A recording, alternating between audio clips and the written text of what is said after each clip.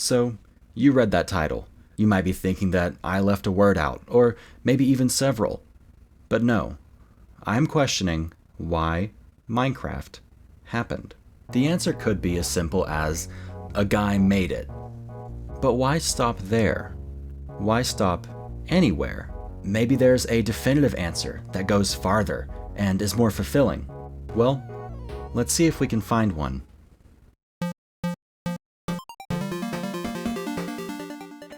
Hi everyone, this is binguschondo. I had originally bought 16 whiteboards for this specific video, and I couldn't figure out how to use them, so we're going to be using a screen and the magic of editing.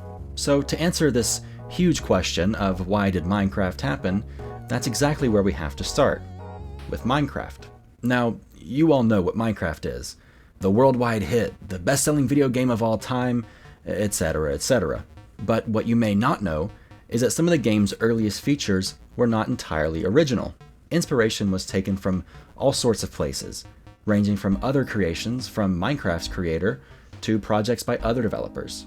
So, let's focus on what might be the game's closest predecessor, Rubydung. Rubydung was an isometric base building game that has many ties back to some of Notch's earliest known creations.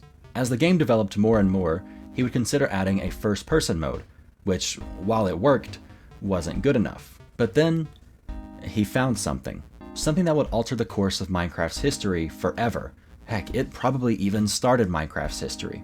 It was a little game called Infiniminer, a multiplayer building and mining game focused around breaking and placing blocks. You can watch footage of this game and come out of it with no questions as to how it inspired Minecraft. It bears a striking resemblance to some of the earliest versions of the game. So, upon seeing Infiniminer, Notch took what he saw from that game and what he knew from Rubydung and laid out the foundations for Minecraft. But the worlds of this new game were empty. There were no terrain features, no monsters, or really anything other than the plane you stand on and the void that surrounds it. That's when Notch remembered something else that he had made, Zombietown. To be honest, I don't really know how to describe Zombietown, but what I can tell you is that part of it was very important to Minecraft's history. Take a look at that little guy right there. Presumably that's a zombie, maybe, but we know him as Steve. Notch figured that those creatures would fit in perfectly with his new blocky game. So, there we go. If Minecraft were Frankenstein's monster, here we have its body, its mind, and its face. But that's not very satisfying, is it? We know that without these three main influences, Minecraft would either be considerably different, or it just wouldn't exist. While it is technically an answer, it's very broad. So let's answer our question further by asking more questions, such as, why did Infiniminer happen?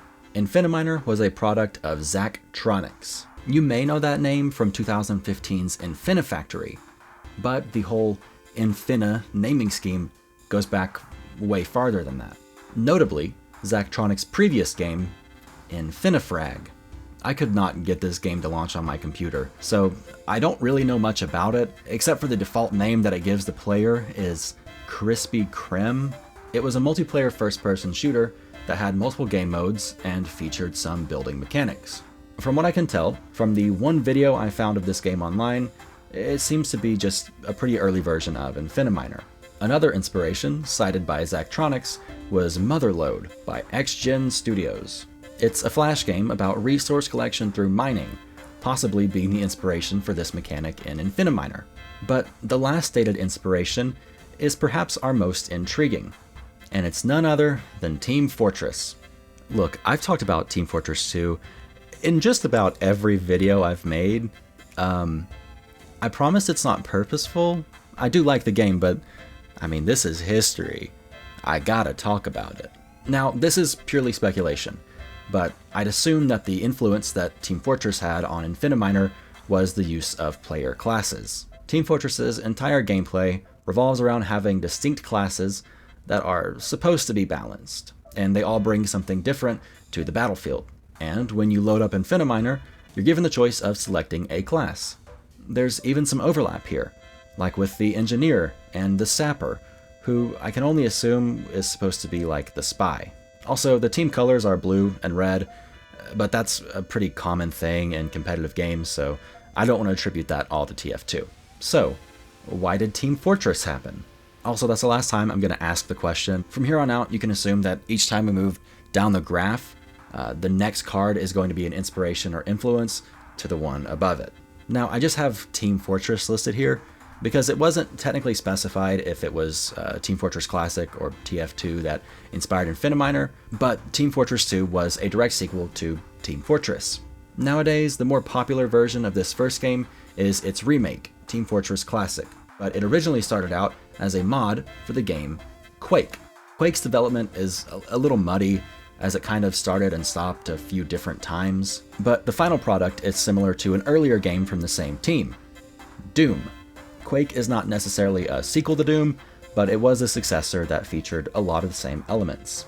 So it's reasonable to assume that if Doom hadn't happened, then Quake wouldn't have happened either. And if it did, it may not have been the game that we know it to be today. Doom has a lot of cited inspirations, which means my chart gets a little crowded. Starting off with our simplest inspiration, the game's name comes from the 1986 movie The Color of Money, in which Tom Cruise's character refers to a pool cue as Doom. Also, the movie is based off a novel of the same name, which was a sequel to The Hustler. Typically, the name of a game isn't a make or break in its success, so let's get into some of Doom's more concrete inspirations. Another movie has been cited as an inspiration in Doom's development, and that is 1987's Evil Dead 2. Moment of honesty, I've never seen any of the Evil Dead movies, but from what I could find online, there may have been specific influences in the weapons department. Evil Dead 2 was a remake/sequel to 1981's The Evil Dead, and this movie actually started as a remake of one of director Sam Raimi's earlier works, Within the Woods. And this short film took a bit of inspiration from the works of H.P. Lovecraft, specifically in the use of the Book of the Dead. And I think that's enough for that branch, so let's move to another one of Doom's children on this family tree. That's actually what this is, though. In planning, I couldn't find a website that could make this chart how I needed it, unless it was specifically a family tree, which does work, and it is what I needed, but it kind of implies that everything here comes from Mother Minecraft, which is actually completely opposite of the truth, as Minecraft is merely a child of all of these other things. Anyway, let's get on to Doom's third child parent. That sounds bad. Parent-child. It's a beautiful baby boy, and its name is Wolfenstein 3D. A good portion of Doom's DNA, especially in its early development, can be traced back to Wolfenstein 3D. It's somewhat comparable to the jump from Doom to Quake. They're not sequels per se, but they're pretty clear successors. Doom had a lot of improvements over Wolfenstein 3D, like playing faster and even adding height to levels. Wolfenstein 3D was inspired by Castle Wolfenstein, an early top-down computer game with puzzle and stealth mechanics. I'm sorry, I forgot to move the chart, so... There we are. And a big inspiration for this game was 1961's The Guns of Navarone. Okay, so now we're wrapping up Doom. This is its last branch on the chart. The 1986 movie Aliens was said to be a big inspiration to the style of the game. I also saw someone say that Doom actually started as an adaptation of the movie, but I couldn't find anything else to back that up. The use of technology as a weapon is the only real influence that I personally could find, at least in the final game. However, earlier concepts for the game have the enemies being aliens rather than demons. Aliens was, of course, a sequel to 1979's Alien. Now, screenwriter Dan O'Bannon made our job pretty easy here and listed 5 specific influences. First, 1951's The Thing from Another World, notably the concept of professional men being pursued by a deadly alien creature through a claustrophobic environment, which is scarily specific. Secondly, 1956's Forbidden Planet, with the idea of a ship not being able to land and then the crew being killed one by one by a mysterious creature when they defy the warning. Again, just like weirdly specific. Thirdly, 1965's Planet of the Vampires, specifically with a scene in which the heroes discover a giant alien skeleton. Fourthly, we have 1953's Junkyard, which doesn't have a specific inspiration cited, but revolves around an asteroid housing a chamber full of eggs. And lastly, 1960's Strange Relations, which covers alien reproduction. Okay, so that's why Aliens, why Doom, why Quake, why Team Fortress, why Infiniminer, and 1/3 of why Minecraft. So let's take a moment to look at this. You might brush it off and just say that it's crazy to think that Tom Cruise caused Minecraft. You think I'm the dumbest person on the planet. You probably hate my guts. But to all those still with me, my Tom Cruise truthers, thank you for your support. And to all those that detest the theory, please humor the idea that there is at least some connection between the two events. Besides, there will be an undeniable, definitive answer by the end of this, so you're going to want to stick with me. Alright, let's get to our next big name, the one I opened with, Rubydung. Rubydung was in development right before Minecraft. There is no known playable version of it, and Notch hasn't said much about it. Thus, we know considerably little about the game. But we do know that the base idea was heavily inspired by Dwarf Fortress. Dwarf Fortress is a very interesting game. It's been worked on for over 20 years, and feature development just doesn't seem to stop. It recently saw release on Steam, with its graphics completely overhauled. But prior to this version of the game, the visuals were all represented by text characters. The creators of the game, Tarn and Zach Adams, had an earlier project called Dragslay. Some of its features, and even the fantasy setting as a whole, would be utilized in Dwarf Fortress. Dragslay was a text-based adventure game noted as being more or less a Dungeons & Dragons game.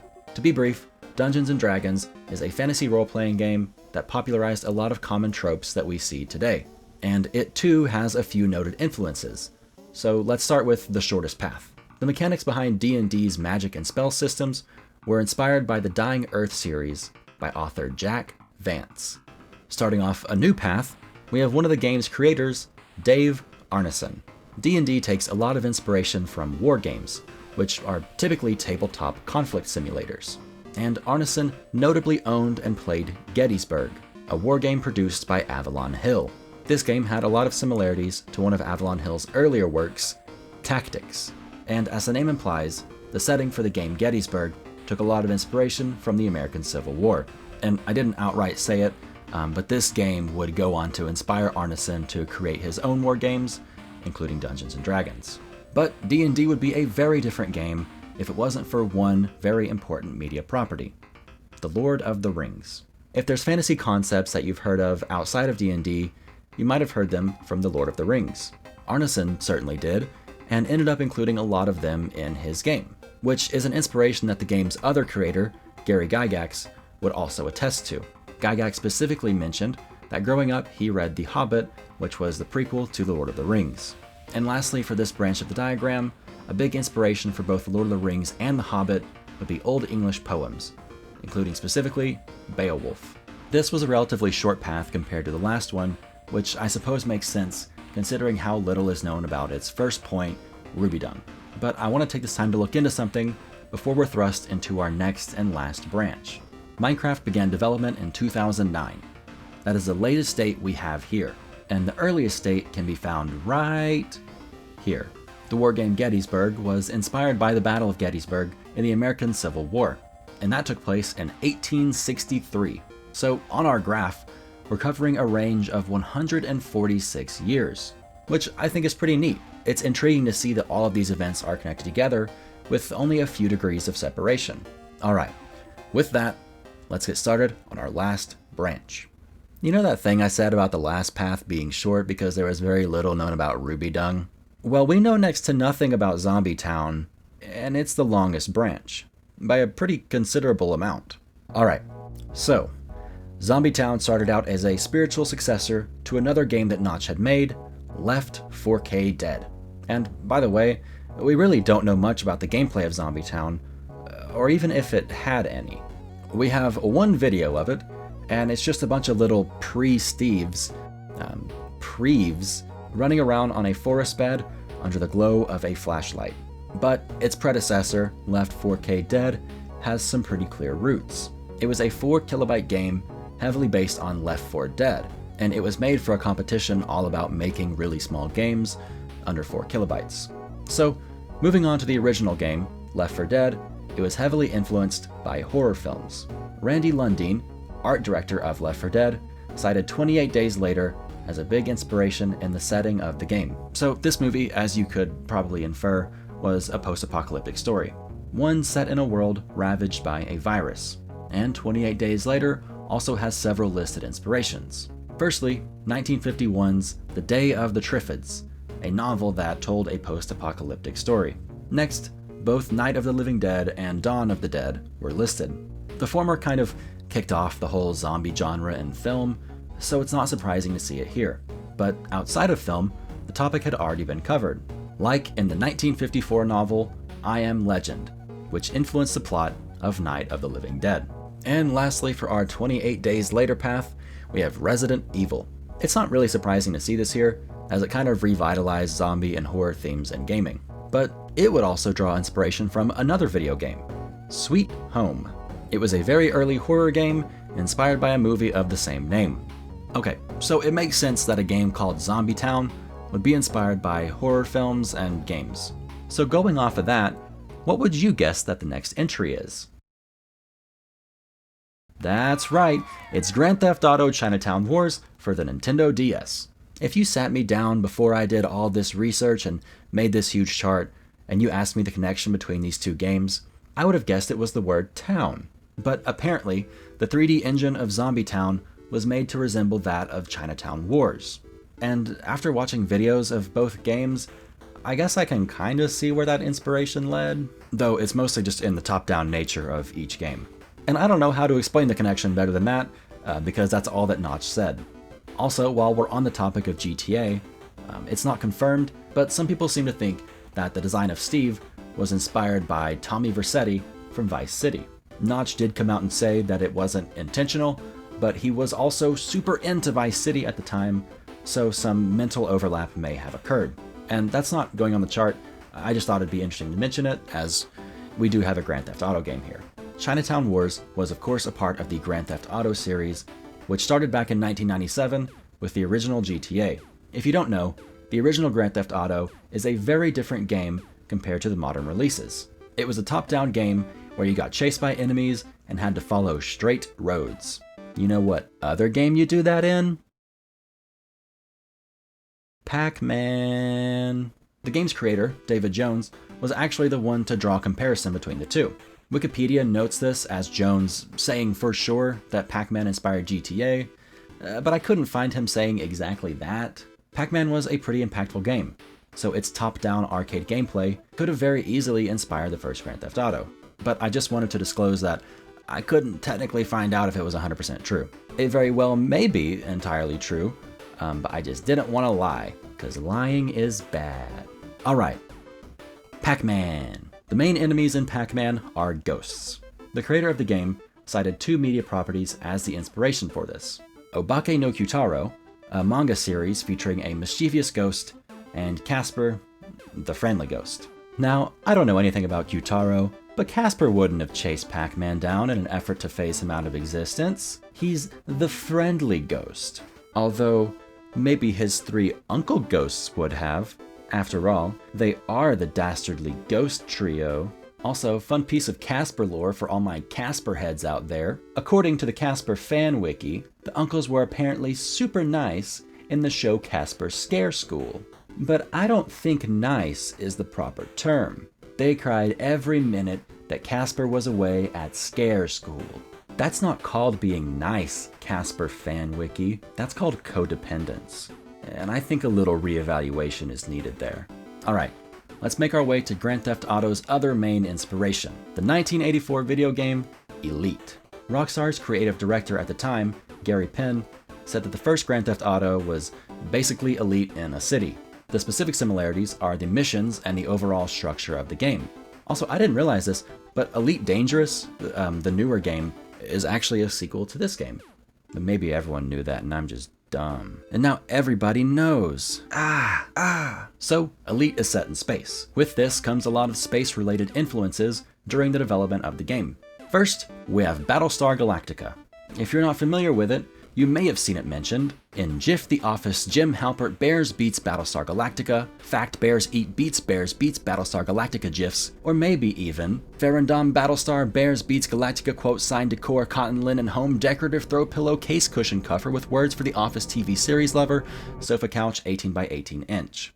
Sorry to all my my Battlestarers out there, my Galactors. There's no official name for its fans. But on Reddit, I've seen Nuggets proposed. I don't get the context, but I don't want to be called that. And I don't have to worry about it because I don't know anything about Battlestar Galactica. I couldn't find any cited influences for this show, but a lot of people say it may have taken a lot from Star Wars. And funnily enough, that's our second child for Elite, so it's already going on the chart. I'm sure you're all pretty familiar with Star Wars. You know, Han Solo, Luke Skywalker, good old Porkins. So when George Lucas finished his first movie, he wanted to create one heavily inspired by Flash Gordon, a comic strip made specifically to compete with Buck Rogers, another popular space comic. That movie would evolve into the Star Wars that we know today. So, when you're in bed and you're dreaming of Porkins, send a thanks to Buck Rogers. To be honest, I'm pretty excited to talk about this next one because I absolutely love this movie. Another big inspiration for Elite was 2001: A Space Odyssey. I'm not a huge film guy or anything, but this movie makes me want to be. If you've peeped around my channel, you might have seen the little songs I make. One of them has a little visualizer animation that mimics a poster from this movie. It's a very impactful movie, and it ended up inspiring a lot of things down the road. If you haven't seen it, set aside 2.5 hours and go watch it. And when you're done, come back here and discuss in the comments as to what you think the ending really means. This was never a Minecraft video. I just wanted to talk to people about 2001: A Space Odyssey. It was inspired by 1960s animated short Universe, which attempted to visualize some of the depths of space for a population that was pretty unfamiliar with them. 2001 was also inspired by To the Moon and Beyond, a film that illustrated the journey from Earth to space by zooming in and out on an astronomical scale. Alright, we're entering the last branch of inspiration for Elite, which is also the last branch in our chart as a whole. And it starts with The Hitchhiker's Guide to the Galaxy. This series has a lot of cultural relevance, so it's not exactly surprising to see it somewhere on this chart. It's actually referenced in a couple of Minecraft's splash texts. It's safe to say that the 1979 novelization is the one that inspired Elite, as it was the series' most recent release at the time. But it started out as a radio broadcast in 1978, where the story is read aloud to the listener. This opens up a pretty unique path of inspirations compared to everything else on this list. Douglas Adams, creator of Hitchhiker's Guide, said that he wanted the radio show to invoke the same feelings as some experimental rock albums. More specifically, the works of Pink Floyd and the Beatles. These are names that I would have never expected to see in relation to Minecraft, but here we are. And I guess that's kind of saving the most interesting ones for last. The Beatles have named a few inspirations to their musical style, including Elvis Presley, Chuck Berry, and the Beach Boys, notably Pet Sounds. And there it is. Of course, there's places we could have dug deeper. You could trace all of this back to the beginning of the universe if you really wanted to. But we're stopping here because we have an answer. There is a single listing that holds more weight than any of these individual titles. Sure, Tom Cruise may have caused Minecraft inadvertently. Maybe even the Beach Boys did. And if you were to make those claims, you could use this chart as evidence for them doing so. But some people may still say that it's a stretch or it's too far removed. And you know what I say to that? We have 3 main paths. 3 points that directly led to the creation of Minecraft. But within each of them, there was one thing that I deliberately left out. It was the same single point in time that all of these 3 main branches led to. A single event that would cause all the things that would go on to cause Minecraft. And it's a sufficient answer as to why Minecraft happened. So, without further ado, take us back to our first path. We're at the Guns of Navarone.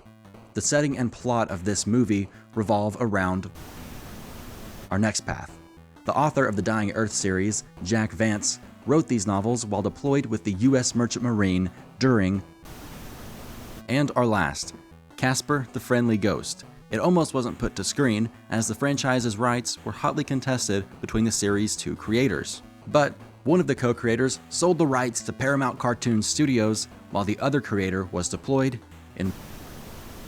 So, why did Minecraft happen? World War II. You can call me crazy, but the facts don't lie. And I'm not just saying that to be edgy. I'm not a World War II guy. I'm not weird. I'm normal. Can't you tell I'm normal? If it were on here just one time, it would be nothing more than an interesting point of connection, like with the American Civil War. If it were on here twice, you could still say it was just a coincidence. But it is on here 3 times. Not only that, it's present in every branch of the chart. The 3 biggest factors in Minecraft's development all link back to World War II. That's like weird, right?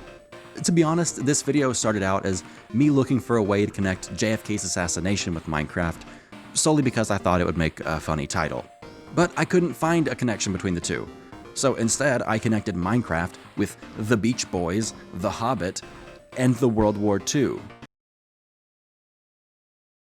So, yeah, war is bad. I don't want to get my lines crossed on that point, but I think this is a really fascinating display of how world events can cause so many things. And it works the other way too.